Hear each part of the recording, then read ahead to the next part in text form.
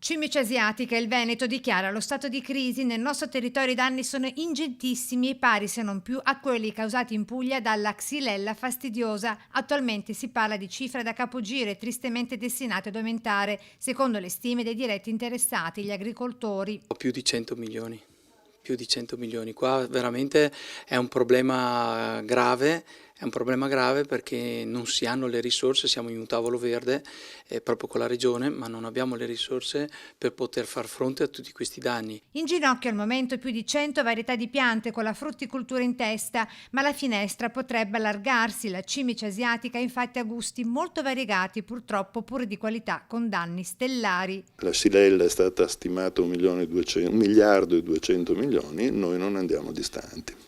Oggi il punto sui danni causati al tavolo verde convocato dalla Regione, che ha stanziato 1 milione di euro per le emergenze. Non bastano, dicono i produttori, che prima di estirpare le piante ormai tristemente compromesse chiedono l'introduzione immediata dell'antagonista, la cimice, la vespa samurai. Ma si dovrà attendere anni per la fine della sperimentazione. Il nord-est, con Piemonte, Emilia-Romagna, Liguria e Lombardia compatte insieme per chiedere aiuto al governo e all'Europa. Un protocollo che stiamo chiedendo al governo, adesso avremo un incontro con il nuovo ministro dell'agricoltura, delle risorse per far sì che le nostre aziende passino questo periodo appunto di chiamiamola tragedia economica.